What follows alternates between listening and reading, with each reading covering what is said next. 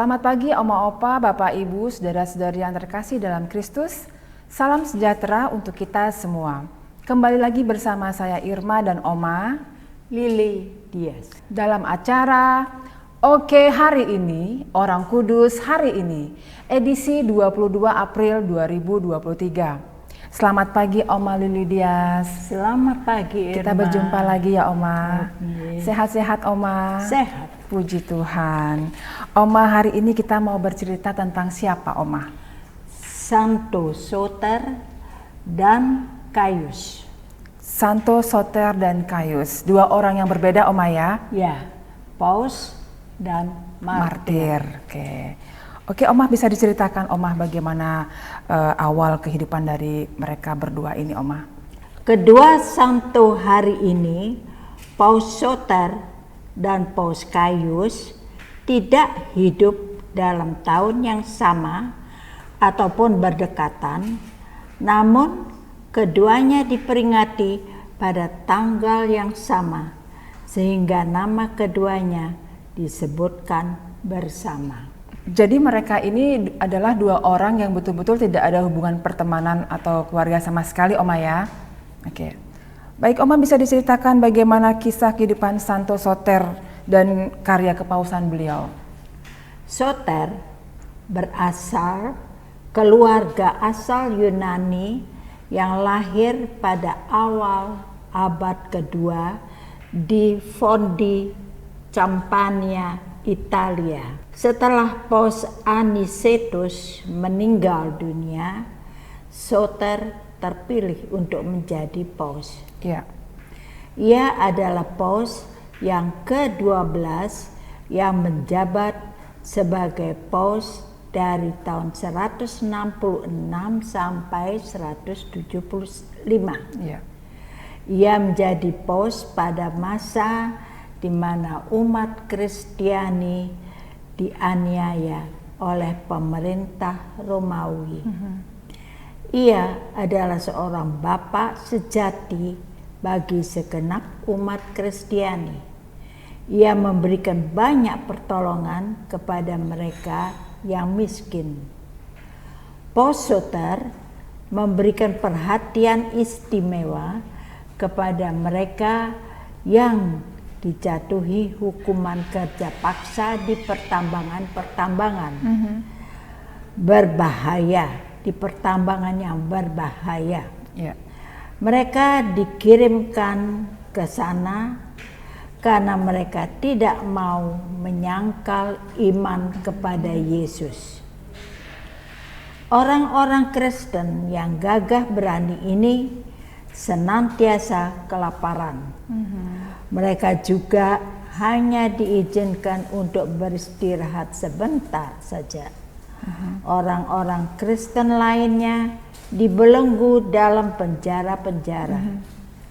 Paus Soter melakukan segala yang mungkin dapat ia lakukan demi menghibur dan menolong mereka. Kasihan sekali orang-orang itu ya Oma, Ya, karena zaman tidak mau penganiayaan. menyangkal akan imannya, mereka dibuang ke dalam pertambangan yang berbahaya. Ya. Paus Soter juga membantu umat Kristen yang jauh dari kota Roma. Ia adalah seorang pengkhotbah ulung dan segenap umat senang mendengarkannya, memberi penjelasan tentang ajaran-ajaran iman.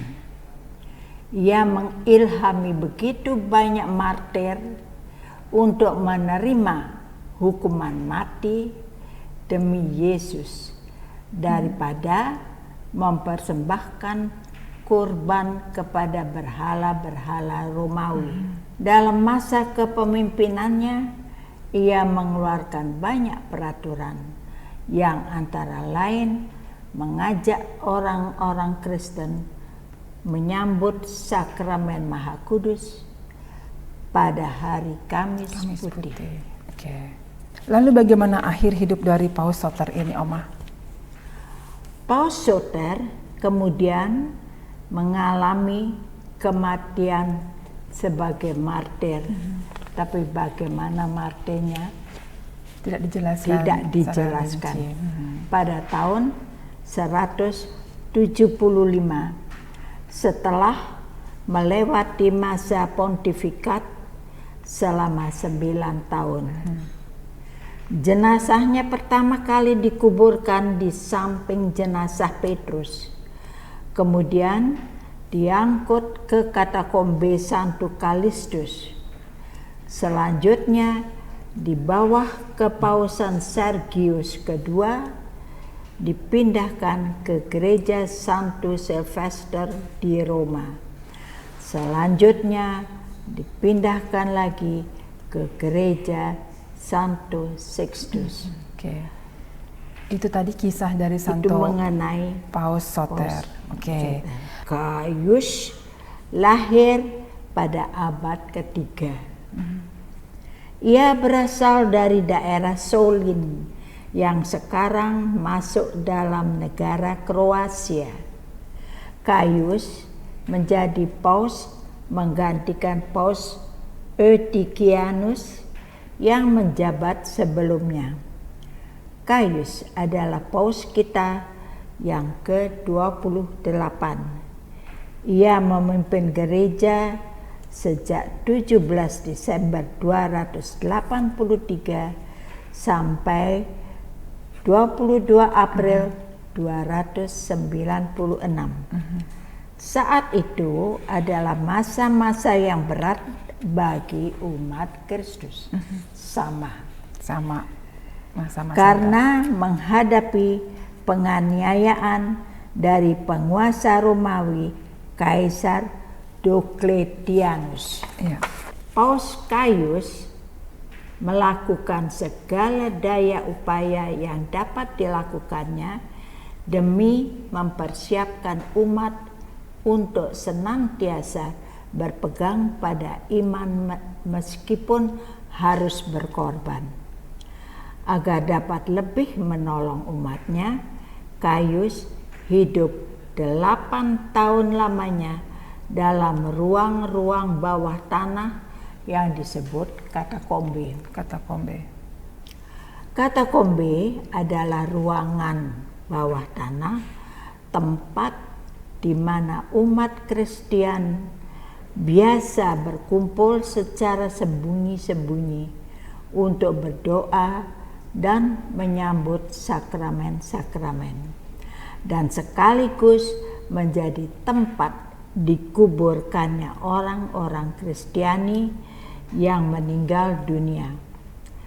Karena berada di bawah tanah, katakombe jadi tempat persembunyian orang-orang Kristiani dari pengejaran para prajurit kafir yang kejam.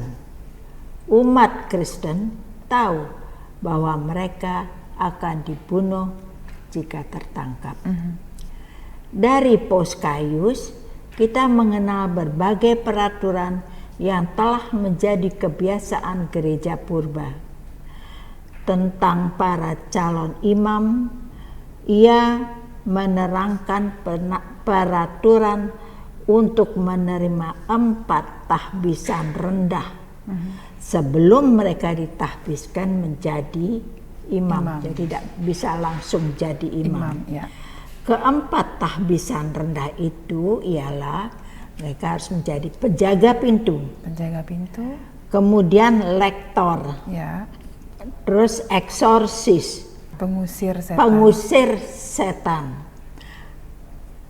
kemudian tahbisan subdiakon dan diakon, lalu menjadi imam dan akhirnya uskup. Oke. Luar biasa. Sekarang akhir hidup Paus Gaius.